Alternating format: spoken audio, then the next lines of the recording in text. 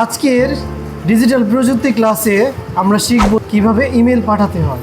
হ্যাঁ, আর আমাদের এই চ্যাপ্টারটার নাম হলো শেখানোর জন্য নেটওয়ার্কিং। তো নেটওয়ার্কিং আসলে বেশ কয়েকভাবে করা যায়।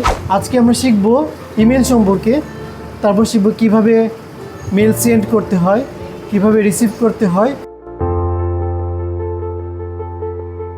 ইমেলের পূর্ণরূপ কি? ইমেলের পূর্ণরূপ হলো electronic mail. Email is a way to send and receive message between users over the internet. Email হলো চিঠির ডিজিটাল ভার্সন। এটা কি সবাই বুঝতে পারছো? Very good.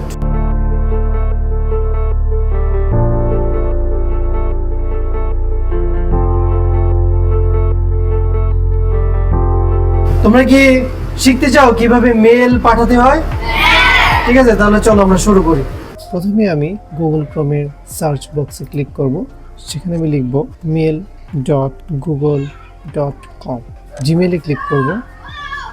জিমেলে ক্লিক করার পরে আমার সামনে এরকম একটি উইন্ডো আসবে। এখন কাউকে মেল সেন্ড করার জন্য আমি চলে যাবো প্রথমে কম্পোজে, টু বক্সে ইমেলটা পাঠাবো, তার মেল অ্যাড্রেসটা লিখবো এখানে। সাপোজ আমি আমার ব্লুবার্ড স্কুলকে মেল সেন্ড করছি, আমি এখানে লিখবো SCHOOL। আমার এখানে চলে এলো ব্লুবার্ড স্কুলের ইমেল অ্যাড্রেস। সাবজেক্টে আমি দিয়ে দিলাম ফাইল, যেহেতু আমি একটা ফাইল সেন্ড করবো। এটারও ডিসক্রিপশন বক্স, তুমি চাইলে এখানে তোমার ইমেল সম্পর্কে বিস্তারিত লিখতে পারো, আবার না লিখলেও চলে। আচ্ছা, তারপর ফাইল যুক্ত করার জন্য আমি ক্লিক করব অ্যাটাচ ফাইল আইকনে। সেখান থেকে আমি একটা পিডিএফ ফাইল সিলেক্ট করে নিলাম। আপলোড হওয়ার পর মেলটা পাঠানোর জন্য সেন্ডে ক্লিক করলেই মেলটা চলে যাবে। এই পুরো বক্সের মধ্যে সেন্ড বাটন কোথায় আছে বলো?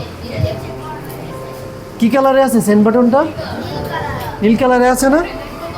এই যে আমি যখনই সেন্ড বাটনে ক্লিক করব মেসেজটা কিন্তু চলে যাবে, মানে আমার মেলটা চলে যাবে। তো এই যে আমি সেন্ড বাটনে ক্লিক করলাম, দেখো এখানে কি লেখা আছে? Sending message send. তার মানে কি এই মেলটা চলে গেছে।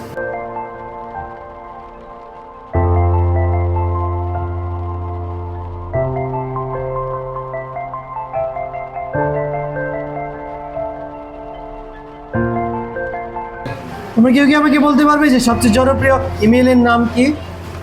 জিমেল। একদম সঠিক উত্তর। থ্যাংক ইউ বন্ধুরা। ইমেল পাঠানোর জন্য আমাদের কি কি লাগবে? ল্যাপটপ বা computer, smartphone, network, email account. ইমেলের পূর্ণরূপ কি? কে বলতে পারবা? যেটা কিছু তামিদুল বলো। Electronic mail. Electronic mail. ইমেলের পূর্ণরূপ কি? Electronic mail. Very good.